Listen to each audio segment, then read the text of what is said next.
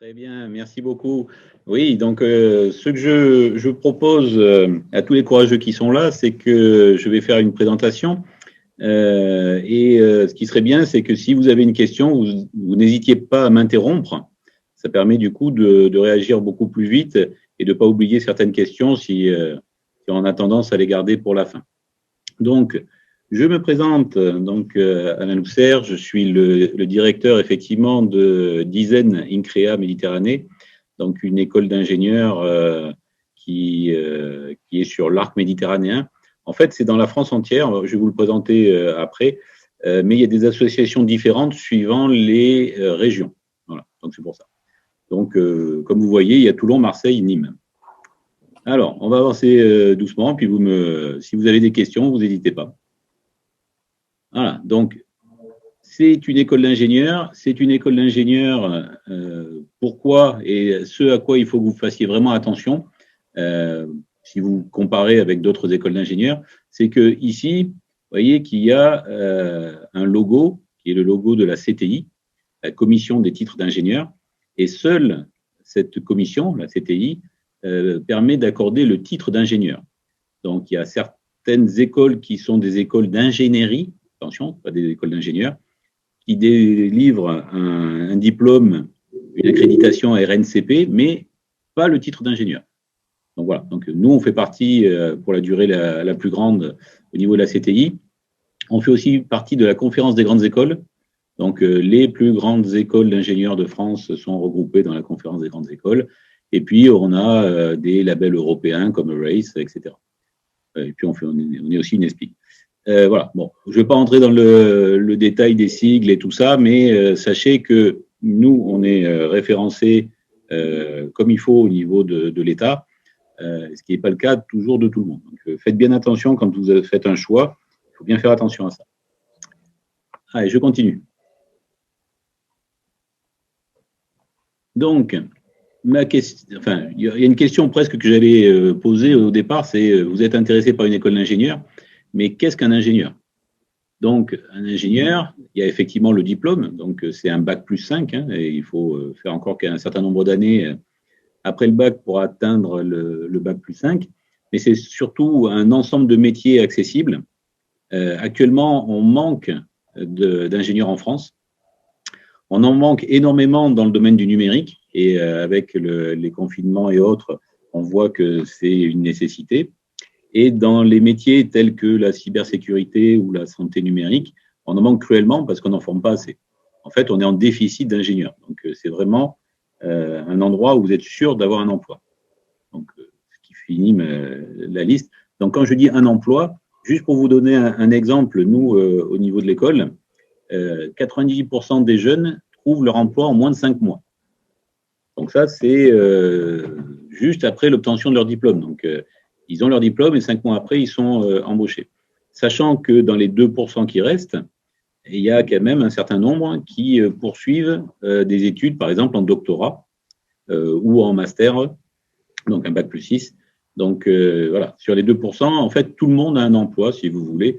Je vais dire des choses un petit peu en avance, mais puisqu'on parle de l'employabilité, nous, il y a à peu près les 2 tiers des élèves qui ont un emploi avant d'être diplômés. C'est-à-dire que les entreprises viennent les chercher, par exemple dans le cadre de leur stage ou des contrats de professionnalisation, ils viennent les chercher avant qu'ils soient diplômés. Ils ne peuvent pas les embaucher avant parce que sinon ils ne sont plus étudiants et ils ne peuvent pas être diplômés, mais ils ont une offre d'emploi avant d'être diplômés. Allez, je continue. Donc, ce sont des diplômes très recherchés par les entreprises, hein, on l'a dit. Et qu'est-ce qu'un ingénieur en tant que tel? Parce que c'est toujours difficile, quand on est encore loin du diplôme, de se faire une idée de ce que peut être un ingénieur. Donc, puisque vous n'êtes que 5, est-ce que l'un d'entre vous aurait une idée d'une définition d'un ingénieur? On peut se permettre ça, on n'est pas nombreux. Je leur demande s'ils veulent prendre la parole. Apparemment, ils préfèrent que vous leur expliquiez. Allez, je vais expliquer, il n'y a pas de souci. Alors, hop, un ingénieur, c'est surtout quelqu'un qui doit avoir de la créativité et il va inventer, fabriquer, commercialiser des produits industriels. En fait, il doit surtout répondre à une problématique. On va lui poser un problème, on va lui dire, voilà, je veux traverser de tel endroit à tel endroit la vallée, ou je veux traverser une rivière, qu'est-ce qu'il faut faire? Et après, c'est à l'ingénieur à dire, ben, je fais un pont, je fais un tunnel, ou alors je mets un bateau parce que ça coûte moins cher, un bac qui traverse. Et puis après, ça dépend ce que vous voulez faire traverser. Est-ce que vous voulez faire traverser des courriels? Dans ce cas-là, ce n'est pas la peine d'envoyer quelqu'un à pied pour passer de l'autre côté de la rive. Vous voyez, il y a le côté inventeur, innovation qui est vraiment très, très important. Mais ce n'est qu'une partie, ce n'est pas tout non plus. Un ingénieur, il doit être capable de gérer des équipes, hein, c'est un manager aussi. Donc, il faut qu'il soit assez polyvalent, qu'il connaisse un socle scientifique relativement large pour pouvoir diriger des équipes de recherche ou des équipes de création. Donc, le deuxième point, c'est la polyvalence. Hein, il connaît les techniques et il coordonne les projets. Donc, il va essayer d'amener tout le monde au même endroit pour que le projet se réalise. Donc, ça, c'est le deuxième point. Et le troisième point que j'ai dévoilé déjà un petit peu avant, c'est que c'est un manager. Il doit gérer beaucoup de choses. Donc, qu'est-ce qu'il fait? Il manage des équipes, donc il gère les ressources humaines, hein, les humains, les équipes. Il gère les projets, donc dans ce cadre-là, il gère le temps, puisqu'il faut qu'il gère les plannings. Il gère le côté financier, parce qu'il gère aussi, du coup, les budgets. Et il gère aussi tout ce qui peut être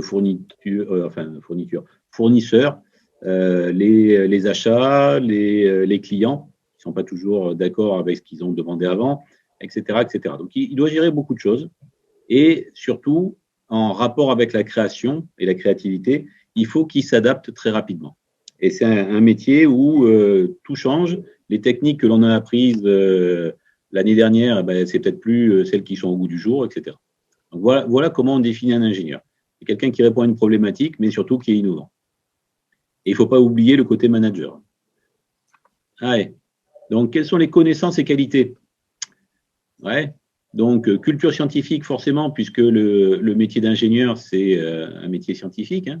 On se repose sur des bases solides. Si on doit faire un pont, on va faire des calculs avant pour être sûr qu'il ne va pas casser le pont. Sinon, c'est un peu embêtant. Et puis, il y a, vous voyez, quand même une part, un tiers à peu près, de discipline du management. Alors, il ne faut pas voir le management comme je sais pas, moi, une école de commerce, encore que on fait appel quand même à des ressources qui sont proches. Mais c'est plutôt, il faut voilà, savoir diriger une équipe. Donc, qui dit diriger une équipe peut dire qu'il faut prendre les bons mots, envisager les différentes phases, prévoir en fait beaucoup de choses. Et sur l'autre aspect, sur les qualités, ben, la créativité, forcément, c'est ce que je vous dis depuis tout à l'heure. La curiosité, l'ouverture sur le monde, parce que de nos jours, le travail, il est international, mais même mondial. Donc, si on ne connaît pas les cultures étrangères ou la façon de faire ou ce qui peut être fabriqué ou modifié à un endroit ou à un autre, on est trop limité, en fait. Et puis, capacité à travailler en équipe, oui, un ingénieur, c'est quelqu'un qui, c'est un cadre, hein, donc il se doit de manager, et donc il faut qu'il puisse travailler en équipe. On ne peut pas avoir un ingénieur seul. Le seul cas où on pourrait dire qu'il est un peu seul, c'est par exemple l'expert mondial qui va répondre à une problématique, à une question. On l'interroge, il répond, et puis c'est tout. Et il ne travaille pas en équipe. Mais bon, c'est un profil quand même tout à fait atypique. Et de toute façon, comme on lui soumet des choses, il travaille quand même en équipe. Voilà. Donc, vous voyez que c'est quand même des qualités qui sont assez faciles à obtenir. Hein. Alors, les fonctions maintenant. Donc, les fonctions, il y a tout ce qui est au centre, je dirais, hein, le cœur du métier, c'est la recherche et développement. Donc, on lui demande de créer des choses. Donc, si on lui demande de créer des choses, eh ben, il faut qu'il cherche et qu'il développe, qu'il arrive à créer cette chose et à la rendre concrète pour le client. Donc, il peut y avoir différents étages. Hein. Ça peut être le bureau d'études, on fait les premières études. L'ingénierie, on regarde ce qu'on peut utiliser comme méthode pour pouvoir aller jusqu'au bout. L'innovation, et on va créer quelque chose de nouveau. Et le design qui a deux sens. Alors, il faut faire attention, ce n'est pas que le sens anglo-saxon, hein, ça peut être le sens français aussi. Le design, c'est la création. Donc, ça peut être le côté artistique, si vous voulez, pourquoi pas. mais c'est surtout le côté de la créativité, quoi. Donc, autour de ça, il y a des choses qui sont un petit peu plus dans des cases un petit peu plus à part que cet aspect très général. C'est la production. Donc là, c'est plutôt, on est en entreprise, en usine, et puis on veut, voilà, il y a plein de choses qu'il faut pouvoir faire. Donc, la première des choses, effectivement, c'est fabriquer. Donc, comment je peux fabriquer le mieux possible? Par exemple, si vous prenez une usine automobile, bah, il y a des robots, il y a des chaînes d'assemblage, comment tout ça fonctionne. Donc, il y a la logistique, c'est l'approvisionnement. Il faut que les pièces elles arrivent et puis qu'elles sortent comme il faut, sinon ça crée des goulets d'étranglement. Et puis, tout ce qui est contrôle qualité. Ce qu'on sort, il faut qu'on soit sûr que ça soit bon. Là, on parle beaucoup de vaccins en ce moment. Ben, les vaccins, ils sortent. Est-ce qu'ils sont bons? Est-ce qu'ils ne sont pas bons? Est-ce qu'ils sont bien fabriqués, etc. Donc ça, c'est le premier point, la production, hein, vraiment le cœur de l'entreprise. Après, il y a l'exploitation. Donc, c'est-à-dire que tout a été créé et maintenant, il faut que ça tourne. Donc, c'est pas de la création, c'est pas de la production, on veut être sûr que tout fonctionne bien et que s'il y a une erreur, ça puisse être géré comme il faut. Donc, dans la sécurité des installations en particulier, vous avez aussi tout ce qui va être cybersécurité. Il ne faut pas que votre usine puisse être attaquée. Il faut que les données soient protégées, etc. Après, on a le conseil. Alors, le conseil, je dirais que ce n'est pas tellement en début de carrière, souvent, c'est plutôt après. C'est de l'expertise. C'est-à-dire qu'on a une telle connaissance que quand quelqu'un veut faire un projet, eh bien, il va d'abord vous demander conseil avant de se lancer dans une vraie étude. Et dernier point, c'est le côté commercial. Alors, c'est le côté surtout quand on est scientifique, on met un petit peu de côté. Mais néanmoins, les entreprises sont très friandes de jeunes diplômés qui ont une double casquette, comme on dit. Donc, le côté scientifique important et le côté commercial. Il y a quelqu'un qui peut aller discuter avec un client et lui dire, voilà, si vous voulez modifier votre pont, je prends souvent l'exemple du pont parce que c'est assez simple, ça permet de bien comprendre. Vous voulez modifier votre pont pour, à la place de 2 voies, faire 4 voies, eh ben, ça vous coûtera tant. Alors, ce n'est pas seulement une règle de 3, ce n'est pas un facteur multiplicatif, parce qu'il y a des contraintes supplémentaires, parce qu'il faut refaire les études par rapport au vent, il faut renforcer les hauts vents, parce que, voilà. Donc, c'est quelqu'un qui a la connaissance scientifique pour pouvoir répondre et expliquer le côté commercial. Et ça, c'est quelque chose, vous êtes sûr d'avoir de l'emploi dans ce genre de choses. Alors, ces fonctions d'ingénieur, c'est fait pour répondre à certains défis. On va essayer de voir. Alors, on va retrouver des défis assez classiques actuels. Donc, si je prends le premier, c'est les objectifs, c'est vraiment répondre aux problématiques d'aujourd'hui et de demain. Donc, il y a souvent le côté environnement. Oui, si on a beaucoup pollué, si on continue à polluer, ça ira pas. Donc, le but, c'est d'arrêter de polluer. Dans certaines sociétés, ils continuent à polluer. Voilà, est-ce qu'on fait que de la dépollution? Est-ce qu'on prend des mesures en amont, etc. Donc ça, c'est le premier point. L'environnement, c'est un point très important. La santé et la sécurité, c'est l'autre point qui est excessivement important. Dans nos sociétés, vous voyez, par exemple, le maintien à domicile des personnes âgées, la gestion en ce moment d'une pandémie, comment on fait? Et ça, on manque, comme je vous l'ai dit tout à l'heure, cruellement d'ingénieurs dans ces domaines-là. La santé, c'est vraiment quelque chose où on manque d'ingénieurs. Et la sécurité qui va avec, c'est-à-dire que si vous prenez la cybersécurité, hein, vous avez vos données médicales en ligne, très bien, mais est-ce qu'un pirate ne pourrait pas aller les voler? Ça serait embêtant quand même. Voilà. Et puis les banques, c'est pareil, vous avez votre argent en banque, si un pirate arrive à vous les voler, qu'est-ce qui se passe?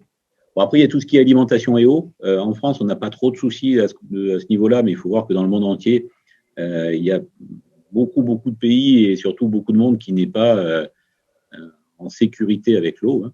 Et puis, la transition vers les énergies nouvelles. C'est un peu lié à l'environnement si vous voulez, mais c'est surtout comment faire en sorte de limiter le charbon, le fioul essentiellement, et puis surtout de passer aux énergies renouvelables, donc le soleil et le vent. Donc, mettre toutes les avancées technologiques actuelles au service des hommes. Parce que le but, c'est quand même aussi d'avancer pour le mieux-être des personnes. Voilà. Donc, ça, c'est le côté répondre aux défis. Après, ce qu'il faut bien voir, c'est que, je vous en ai parlé un petit peu tout à l'heure déjà, L'ingénieur, il est international, il est sans frontières, il est mondial. Donc, non seulement il faut avoir une connaissance un petit peu de l'anglais, donc il y a un niveau d'anglais qui est imposé par la CTI, la Commission des titres d'ingénieur. Il faut savoir parler l'anglais couramment parce que de nos jours, sur les gros projets, le projet ne s'arrête jamais. On travaille 24 heures sur 24. C'est-à-dire qu'en France, on va travailler, je sais pas moi, entre 8 heures et 18 heures, on va dire. Mais après, on va passer à l'Inde, au Japon, aux États-Unis. En fait, le projet, il se poursuit tout le temps. Et donc, pour avoir un référentiel commun, seul actuel, c'est l'anglais. Donc, on avance les documents, on avance tout ce qu'il faut en anglais. Et ceux qui reprennent la suite, eh ben, ils continuent en anglais, ils améliorent. Et puis voilà. Et donc, c'est quelque chose qui tourne en permanence. Donc, le niveau d'anglais, attention, c'est important. Il ne faut pas négliger ça, même si on est relativement scientifique. C'est excessivement important. On a énormément de stages et de séjours académiques. Donc, dans le cursus en 5 ans, vous avez plus d'1 an de stage et vous avez des séjours possibles ou obligatoires à l'étranger et souvent dans les pays anglophones. Donc, vous avez 3 mois obligatoires à l'étranger, l'expérience internationale. Ça aussi, c'est la commission d'éthique d'ingénieur qui l'impose. Et puis, vous pouvez faire 6 mois, donc un semestre, ou 1 an à l'étranger. Et on a des accords, on le verra plus tard, on a des accords avec beaucoup d'universités étrangères, et donc, du coup, on peut le faire à l'étranger. Et puis, surtout, il faut avoir cette compréhension, cette connaissance des autres pays. Parfois, on peut, sans le vouloir, faire des couacs dans la communication. Hein. Par exemple, au Japon, si vous mangez et puis que vous plantez vos baguettes dans le riz verticalement, c'est un affront extraordinaire, alors qu'en France, ça passerait inaperçu. Donc, c'est un synonyme de mort, etc. Il ne faut absolument pas le faire. Mais ça, si on n'y a pas été confronté, on ne le sait pas. Donc, il y a aussi cette expérience qu'on vient de pouvoir se forger au fur et à mesure. OK, donc ça, c'était les 2 aspects les plus importants de l'aspect ingénieur. On va voir un petit peu les écoles que l'on peut trouver dans la FESIC. Donc, la FESIC, c'est une fédération d'écoles. Hein, il y a 19 écoles d'ingénieurs en post-bac qui sont toutes référencées dans la commission d'éthique d'ingénieurs et qui permet d'offrir jusqu'à 4000 places. Donc, il n'y a vraiment aucun souci de pouvoir arriver dans ces écoles. Tout dépend dans quoi vous voulez travailler. Donc, c'est parfois un petit peu difficile au départ, au niveau bac, de se dire je veux travailler dans tel domaine. Donc, ce qu'on vous préconise, c'est souvent de prendre une école généraliste. Donc, nous, par exemple, au niveau de l'ISEN, on est généraliste dans le numérique parce qu'on considère que de nos jours, hors numérique, il n'y a rien, quoi, hein. On ne peut pas travailler si on n'a pas une idée à minima de ce que peut être le numérique. Donc, vous avez plein de possibilités. Je donne des choses qui sont un petit peu extérieures à ce que nous, on fait directement. Donc, par exemple, le BTP. Alors, BTP, c'est tout ce qui va être… c'est à la limite de l'architecture. Donc, un architecte, c'est une autre formation. C'est… en gros, vous avez les mêmes compétences, mais ce n'est pas les mêmes validations, on va dire. Donc, tout ce qui est construction de bâtiments, de routes, etc. Donc, voilà, il y a du calcul parce que tout se fait en simulation. Donc, il faut quand même bien connaître le domaine, bien connaître l'aspect scientifique. Et puis, il y a gérer des équipes aussi. Donc, c'est toujours un petit peu les mêmes compétences. C'est pour vous montrer que quel que soit l'endroit où vous vous trouverez, hein, les ponts, les bâtiments, voilà, vous saurez faire même si vous avez fait une école généraliste. Pareil, si on prend le côté mécanique. Mécanique, ça va être conception de machines, ça peut être des autos, donc des voitures au sens général, hein, mais des chemins de fer, des bateaux, des avions, peu importe. Ça peut être aussi tout ce qui est plus électricité, tout ce qui peut être… Enfin, voilà. Vous avez plein d'autres possibilités aussi. Hein, je vous mets quelques illustrations. Bon, si vous avez des compétences scientifiques, ça marchera aussi. Il n'y a pas de souci. Mais ça dépend un petit peu de ce que vous voulez faire derrière. Et c'est ça l'intérêt, c'est que le métier d'ingénieur, il est suffisamment généraliste pour que vous puissiez travailler à l'endroit, hein, et dans le métier dans lequel vous allez vous épanouir le plus.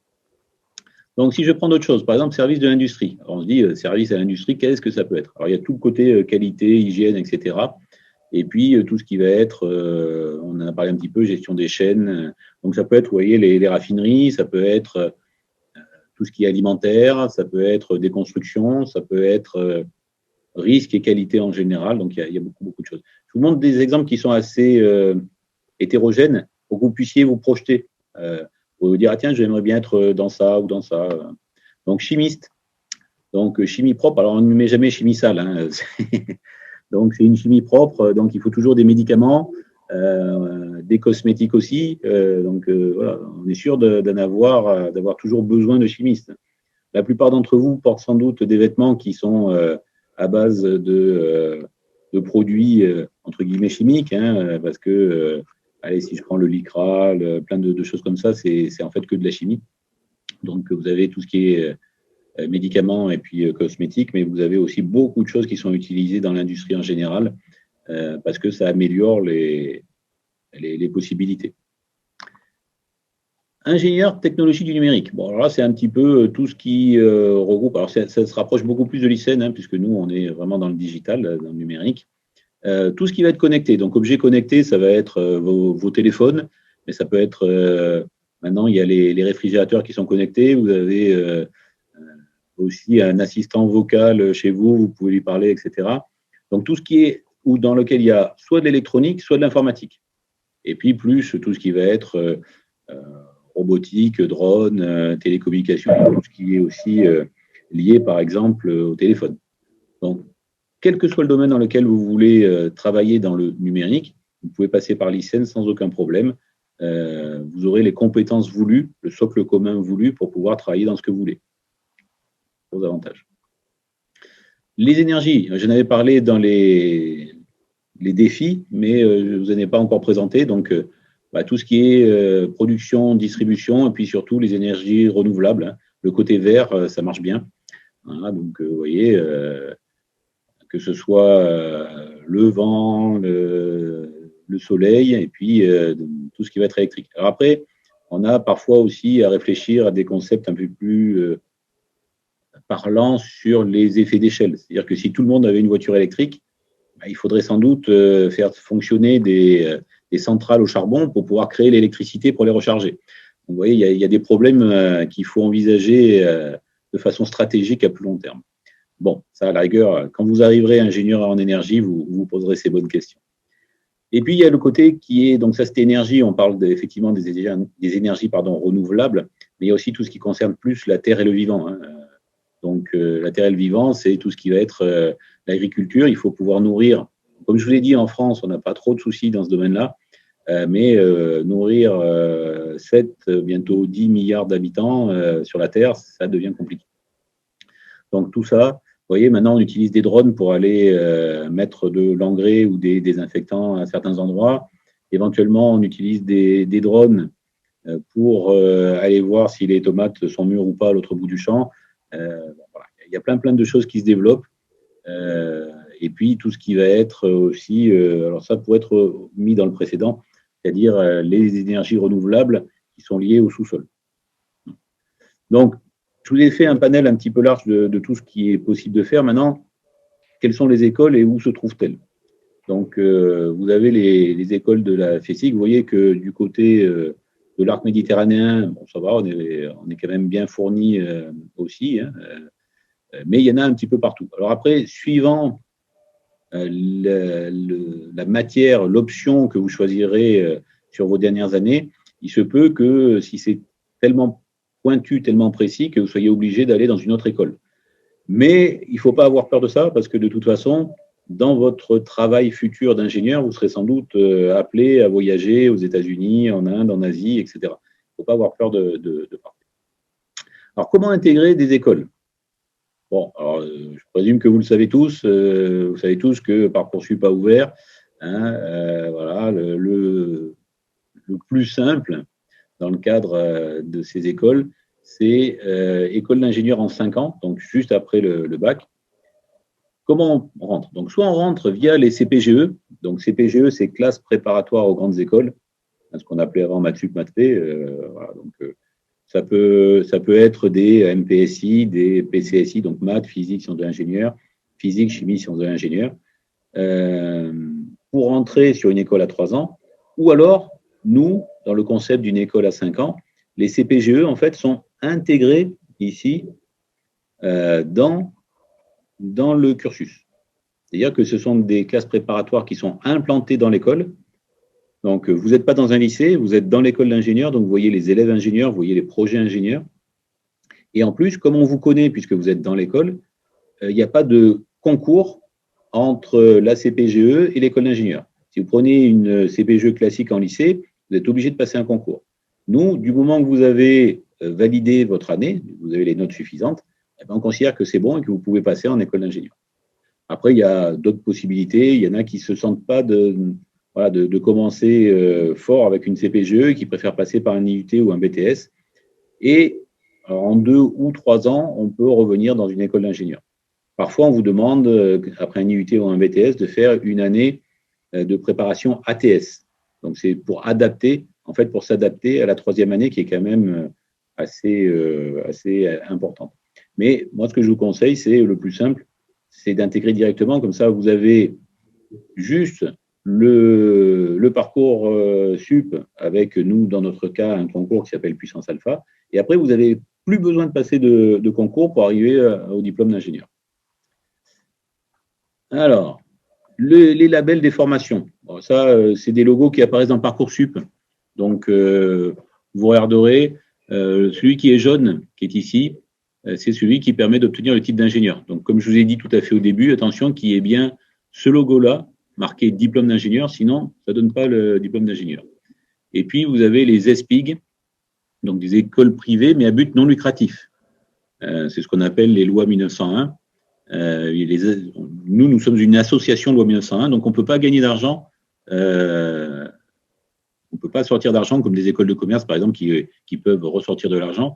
Nous, tout ce qui vient de la scolarité des élèves, ça sert uniquement à payer les profs.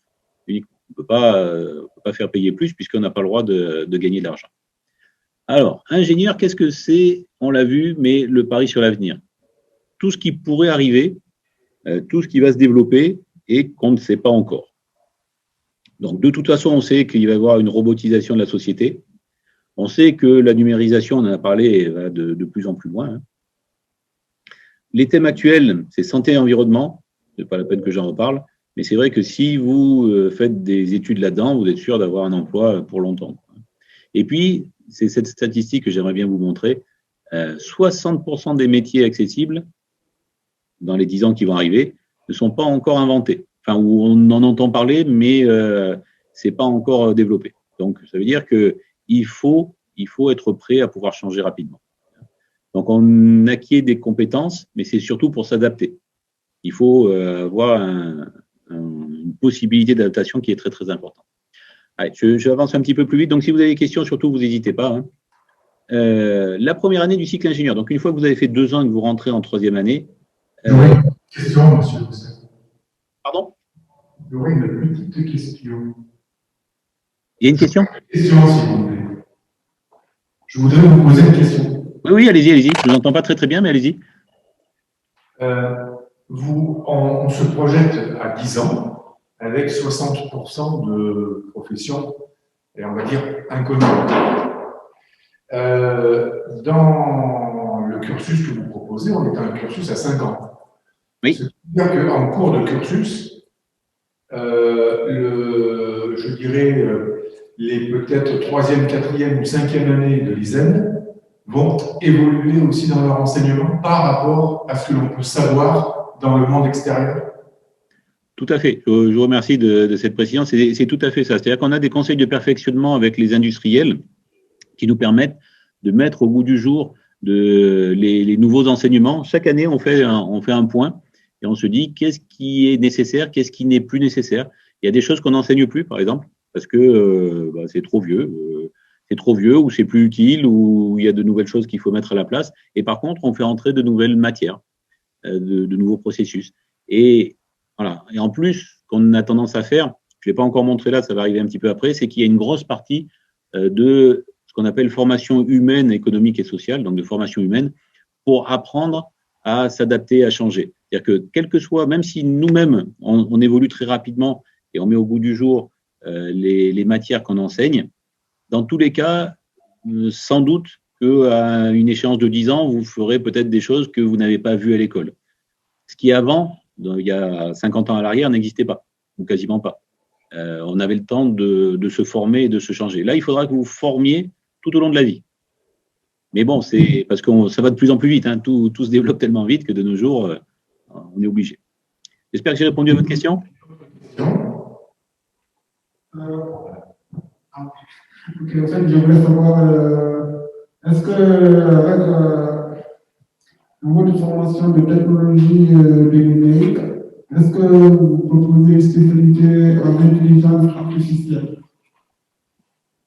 Mais moi, je n'ai pas très bien entendu votre question.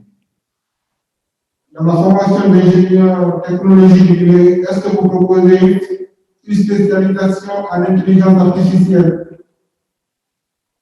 Dans le cursus technologie proposé par l'ISEN, est-ce qu'il y a une approche de l'intelligence artificielle? Oui. Alors, je ne suis pas entré dans le détail, effectivement. Merci, mais c'est une très bonne question, effectivement. Nous, ce n'est pas une option, l'intelligence artificielle. En fait, c'est une matière transverse. C'est-à-dire que toutes les personnes qui passent dans le cadre de l'ISEN font de l'intelligence artificielle. Pour nous, c'est essentiel. C'est vraiment tout le monde en fait et tout le monde est obligé d'en faire. Très bien. Ok, allez. Je continue, mais c'est très très bien. N'hésitez pas à poser des questions parce que vous voyez, il y a des choses que je ne dis pas ou que je ne pense pas à dire, et puis grâce à vous, je l'ai dit. Donc, première année du cycle ingénieur. Donc, ce que je voulais vous montrer, c'est qu'au début, les 2 premières années, c'est beaucoup de matières, un peu comme au lycée, où on apprend, on fait des TD, des TP, etc. Mais à partir de la 3e année, le bac plus 3, donc la première année du cycle ingénieur, hein, il y a 50% de cours, 50% de projets. C'est-à-dire qu'on va passer en mode projet et on va faire beaucoup de choses en apprenant et en mettant les mains dans le cambouis, comme on dit, où on est obligé de voir si ça marche pas, et de travailler sur des projets qui deviennent de plus en plus complexes. Et vous voyez ici, là, socle en informatique et intelligence artificielle. Donc, ça fait vraiment partie du socle pour nous, pour répondre à votre question. Hein? Et puis, vous voyez, il y a quand même presque un quart des choses, dans un quart de toutes les matières qui sont sur la communication et l'anglais. Donc, tout ce qui est formation humaine et puis anglais. Alors, pour envisager aussi un petit peu la suite, si je parle que de l'ISEN INCREA Méditerranée, donc l'arc méditerranéen, on a 8 domaines de professionnalisation qu'on appelle aussi options. Mais, comme je vous l'ai dit, vous pouvez faire à peu près n'importe quoi. Enfin, pas n'importe quoi, mais ce que vous voulez plutôt. Ça peut partir de tout ce qui est environnement, agriculture, agroalimentaire, en passant par la santé numérique. Donc ça, c'est quelque chose qui se développe énormément. Mais après, on part, vous voyez, dans l'informatique, les réseaux, les transports, donc la cybersécurité, l'intelligence artificielle, la robotique. On arrive dans ce qui va être un peu plus électronique, hein, le système embarqué, tout ce qui est énergie renouvelable, et puis le côté un petit peu commerce, ingénieur d'affaires. Donc en fait, tout ça, c'est accessible parce que le socle commun, c'est sciences et numérique. Donc, pour nous, vous serez des généralistes dans ce domaine-là, mais vous pouvez accéder à tout ça, tout ce qui est autour. Alors, je vais vous montrer un petit peu plus comment ça se passe. Hop. Voilà. Donc, alors, je ne sais pas si vous voyez assez, ça doit être en gros, donc vous devez voir. Mais quand on arrive au niveau du bac S, ici, il y a plusieurs possibilités. C'est soit on a ce qu'on appelle le cycle d'excellence, c'est-à-dire les CPGE, que ce soit des MPSI ou des PCSI, donc maths, physique, chimie, ou physique, chimie, sciences de l'ingénieur, enfin maths, physique, sciences de l'ingénieur, pardon, MPSI, ou PCSI, physique, chimie, sciences de l'ingénieur. En 2e année, dans tous les cas, c'est physique, sciences de l'ingénieur, parce que ça correspond vraiment au parcours ingénieur. Donc, soit vous faites ça, donc si c'est en prépa qui sont implantés dans l'école, il n'y a plus de concours pour arriver jusqu'au diplôme d'ingénieur. Soit pour ceux qui ont une appétence particulière, soit en biologie, ça s'appelle le BIOST, soit en informatique, dans ce cas-là, ça s'appelle le CIN, le cycle informatique et numérique, ou biologie, sciences et technologies. Donc, qu'est-ce que ça veut dire? Ça veut dire que plutôt que de faire que des maths et de la physique pendant 2 ans avant d'attaquer le parcours ingénieur, Si vous préférez faire un petit peu de bio quand même, un petit peu de SVT, de bio, ou un petit peu d'informatique, on enlève des choses que vous n'utiliserez pas au niveau de l'école d'ingénieur, mais qui sont nécessaires en CPGE, parce que si vous aviez passé un concours, on est obligé de les mettre. Là, à la place, vous ferez de l'informatique ou de la biologie. C'est quelque chose qui marche très bien, parce que ça permet d'être un petit peu plus tranquille et surtout plus dans les matières qu'on apprécie. Donc, je passe rapidement là sur les voies d'entrée. Vous me direz si vous êtes intéressé ou pas. Pardon, je me vais dans le mauvais sens en plus. Monsieur Oui. Louchon, j'ai constaté une flèche qui partait du bas et légèrement, comment dire, blanche sur votre précédente diapositive. Ah, Alors, encore une. Voilà, cette flèche à droite au milieu qui vient apparemment d'un autre. celle-ci? Oui, celle-ci, oui. Ah oui. Alors ça, je n'ai pas parlé, mais parce que c'est ce qu'on appelle la prépa rebond. C'est-à-dire que ce n'est pas au niveau du bac, c'est quelqu'un qui a, par exemple, commencé des études de médecine et qui a échoué à l'examen de janvier. Il peut commencer à mi-parcours. Donc, en janvier, on accepte, nous, c'est ce qu'on appelle le rebond, c'est-à-dire ça permet d'éviter de perdre un an. On recommence à la moitié de l'année et on peut arriver à valider son année. Donc, soit ça, soit des gens qui se sont trompés dans leur cursus, qui ont voulu faire quelque chose et puis qui se disent non, c'est pas du tout ça, j'aimerais rebondir. Nous, on a la possibilité d'accéder effectivement en milieu d'année. Ça me paraît très intéressant et à ce niveau-là, est-ce qu'il y a un décompte des ECTS qu'ils ont obtenus pendant par exemple, le cursus, le parcours d'accès santé? Alors, si ils ont des ECTS, on en tient compte. Souvent, ils les ont pas tous, puisqu'ils sont plutôt un petit peu, des fois, en échec. Et on essaye de faire en sorte que sur 2 ans, ils puissent les récupérer tous. Je vous remercie. Je vous en prie. Ah, je vois qu'on a une autre question. Ah, hop, je reviens en arrière. Oui? En fait, je voulais savoir, est-ce qu'on peut accéder avec le cycle d'excellence si on a des matières, des spécialités comme mathématiques et ADC? Puisque vous avez parlé de sciences de l'ingénieur et de physique chimie. Et moi, pour ma part, qui je fais NSI, est-ce que je peux accéder à une classe préparatoire intégrée dans votre école? Donc, par rapport aux matières qui sont enseignées, c'est ça? C'est ça. Alors, je vais vous montrer juste sur le transparent suivant. Donc, pour vous répondre, je vais passer là. Vous voyez, par exemple, pour les classes préparatoires aux grandes écoles, il y a un petit peu de tout. C'est-à-dire qu'il y a des gens qui n'ont pas fait, par exemple, sciences de l'ingénieur, mais qui vont les commencer dans les classes préparatoires. Et vous voyez qu'il y a largement plus d'un quart de physique-chimie. Ici, un petit peu moins d'un quart. Donc, ça dépend si c'est plus une orientation physique-chimie ou plus une orientation mathématique-physique. Mais dans tous les cas, par exemple, sur le côté sciences de l'ingénieur, il y en a qui n'en ont pas fait. Ceux qui ont fait un bac S, SVT, ils n'ont pas fait de SI. Donc, on recommence tout de toute façon au niveau 0. Hein, il n'y a pas de souci. Ne vous inquiétez pas sur les matières. Ouais. Donc voilà. Nous, ce qu'on rend obligatoire, ce qui n'est pas obligatoire d'habitude dans les CPGE, c'est le sport. Le sport et l'informatique. Donc, sport et informatique, nous, c'est obligatoire. Parce que ça permet de se libérer un peu l'esprit. Alors, je passe un peu plus vite parce que je voudrais qu'on ait encore un petit peu de temps à la fin pour répondre à des questions. Donc, le cycle informatique et numérique, donc ça, je vous ai dit, c'est pour ceux qui ont vraiment une volonté de pouvoir travailler sur de l'informatique dès les premières années. Donc, si je prends le côté web développement et informatique, vous voyez que ça fait 1/3. Donc, il y a 1/3 des cours qui est plutôt informatique.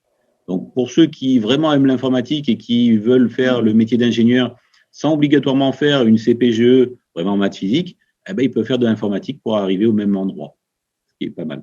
Et en parallèle, je mets le suivant.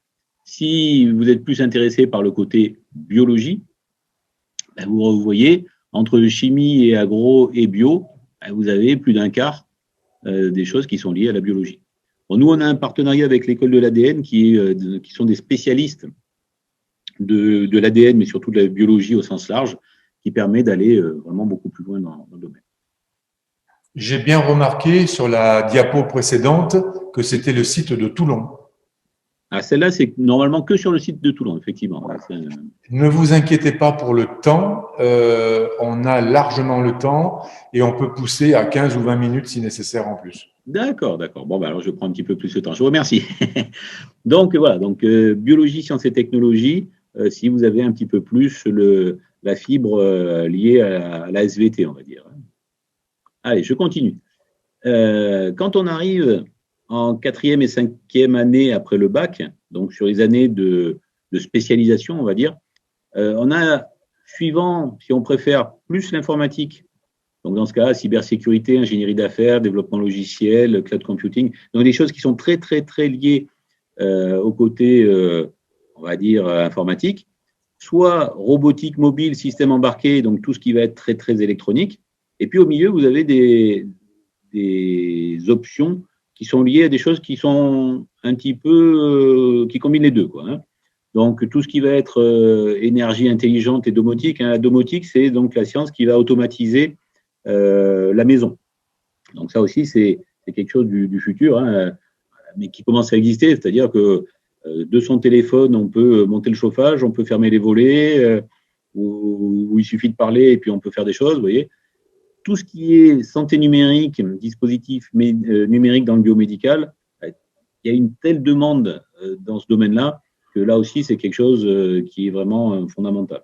Et puis, réseau, communication mobile, vous avez tous un téléphone et je crois que vous l'utilisez beaucoup. Donc, vous vous doutez que ça aussi, c'est même très utile. Après, il y a tout ce qui est, vous voyez, santé, énergie, bâtiment intelligent, tout ça, ça fait partie effectivement d'un mix entre l'électronique et l'informatique et qui est quelque chose qui est suffisamment généraliste pour vraiment intéresser fortement tout ce que vous pourrez faire et puis toutes les entreprises derrière.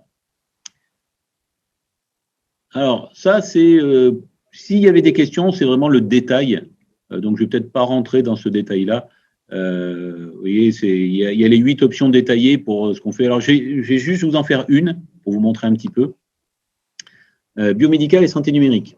Donc, il y a, dans tous les cas, vous voyez, de l'intelligence artificielle par rapport à la question qui était posée tout à l'heure.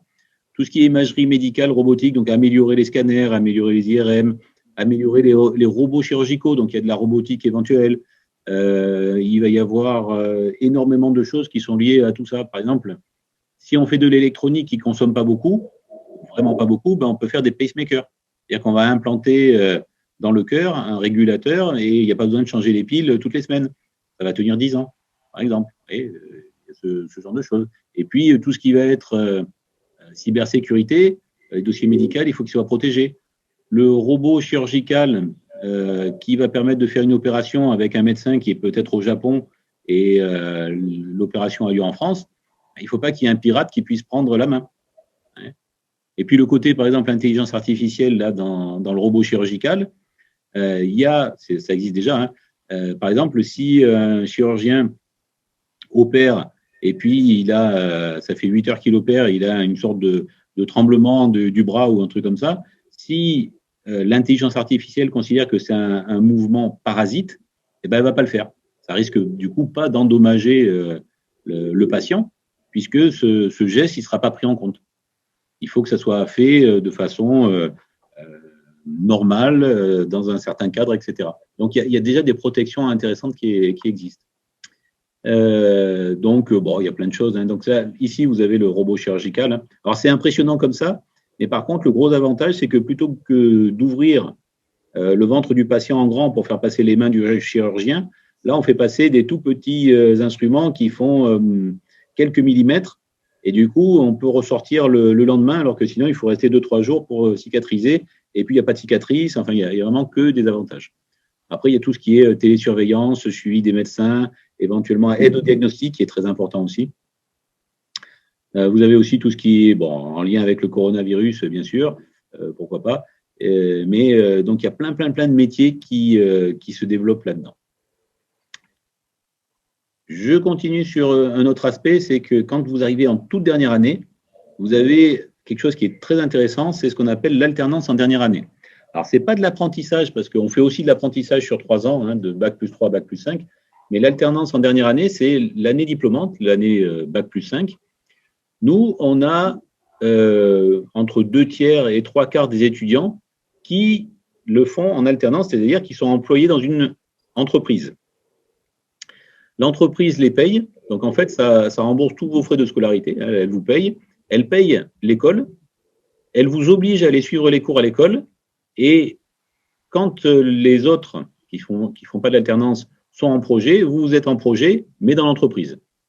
Donc, une entreprise qui, j'allais dire, investit autant sur un élève pendant un an, qui paye autant, normalement, c'est vraiment pour l'embaucher, hein. Elle ne va pas laisser de côté la personne qu'elle connaît depuis un an pour embaucher quelqu'un qu'elle ne connaît pas.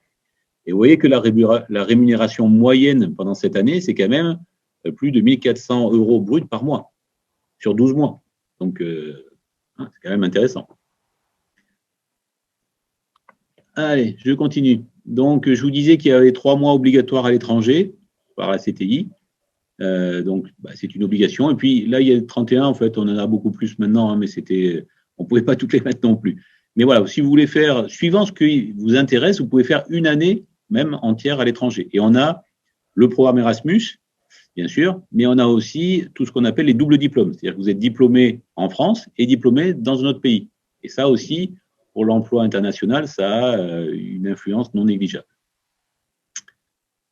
Alors, quelques chiffres intéressants. Donc, le 98%, je vous en avais déjà parlé, 98% en taux d'insertion.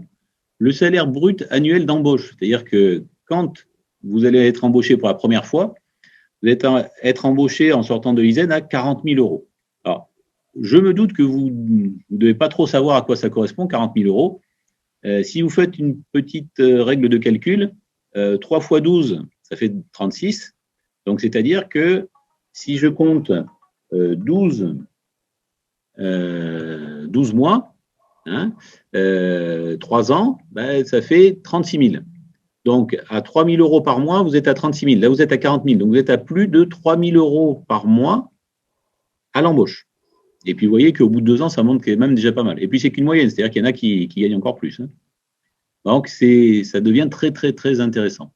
Ici, vous avez une répartition. Vous voyez que c'est un petit peu partout, hein, que les gens trouvent un emploi. Dans tout ce qui est santé, énergie, numérique en général, c'est la plus grosse proportion. Et puis après, il y en a un petit peu partout. Informatique, télécom, R&D, transport. Et là, je vais m'approcher de la fin. Donc, quelques autres aspects. On a des labos, bien entendu, des Fab Labs. Donc, pour ceux qui ne connaissent pas, c'est un endroit, un tiers-lieu dans lequel on peut fabriquer soi-même pas mal de petites choses. Donc, c'est assez intéressant. Et je vais arriver à ma dernière question. Il restera donc, par rapport au temps de départ, 10 minutes. C'est à peu près là que je voulais arriver. Donc, c'était pour savoir si vous aviez d'autres questions, parce que je suis prêt à y répondre bien volontiers. Une question ? Oui. Alors, elles arrivent.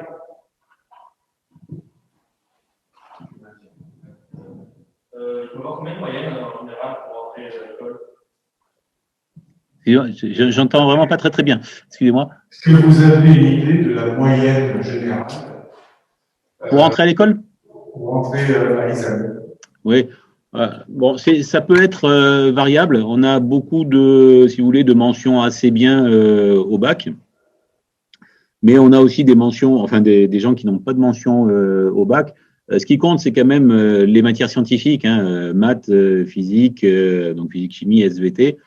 Il ne faut pas avoir 0 en maths, 0 en physique, chimie, et puis 20 dans, je sais pas moi, en informatique et en anglais. Ça marchera peut-être pas. Sinon, on étudie en fait tous les dossiers sous Parcoursup et Puissance Alpha.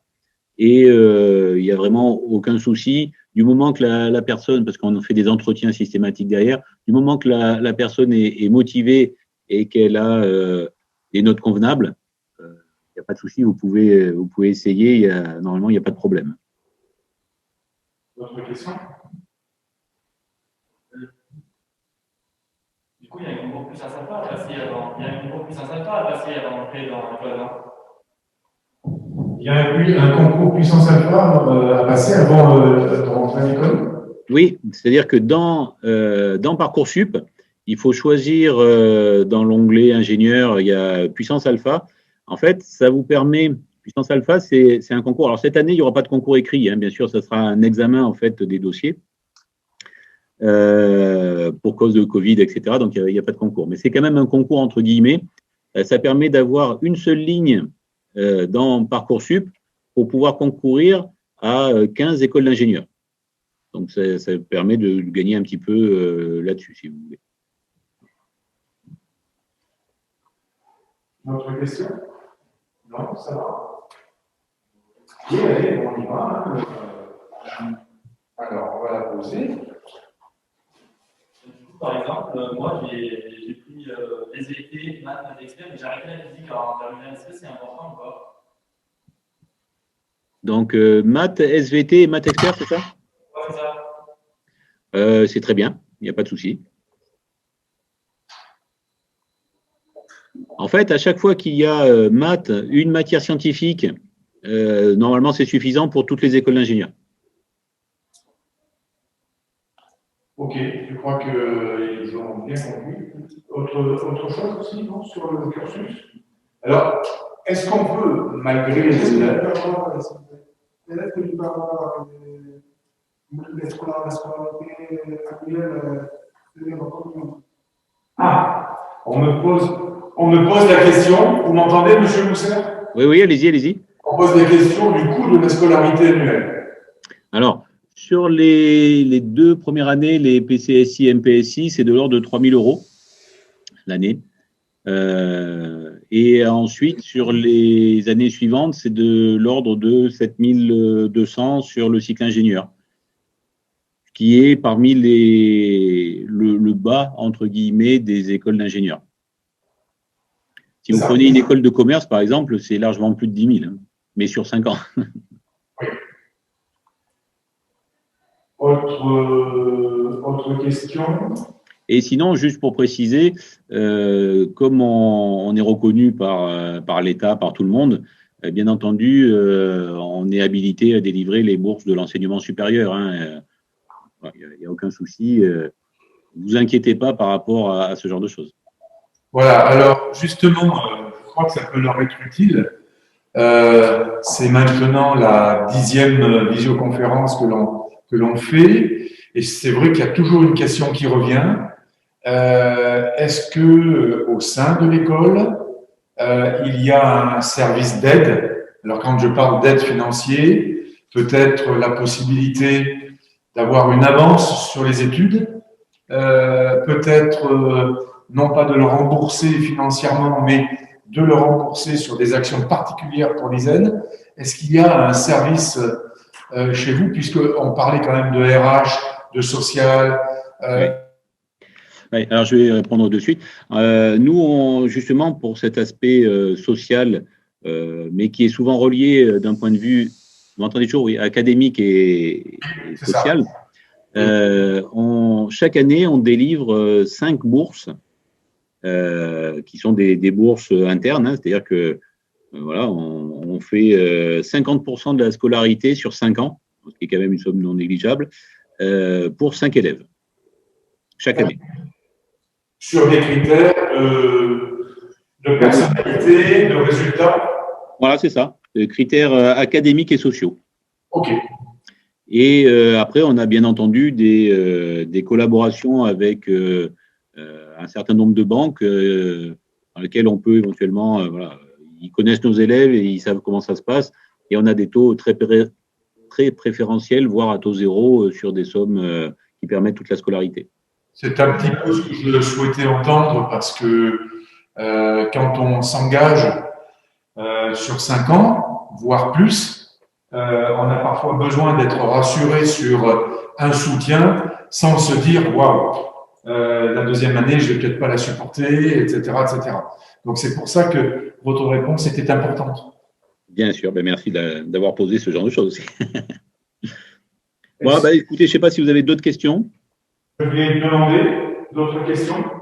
Non, ça va comme ça me paraît très clair pour tout le monde. Bon, ben écoutez, Monsieur Lousser, je vais vraiment vous remercier pour cette intervention très claire, très précise, ponctuelle, bien entendu, et surtout, comme on dit maintenant, bien timée. Donc, je vous remercie. Je vous remercie et au plaisir de nous retrouver dans d'autres circonstances. Exactement. Merci beaucoup pour ce partage et puis je vais donc du coup couper cette communication. Voilà, je vais arrêter également l'enregistrement. Alors, au revoir et peut-être à bientôt. Merci à tout le monde, conférence que vous pourrez retrouver en replay sur notre chaîne école. Voilà. Très bien. Au revoir. Merci beaucoup. Au revoir.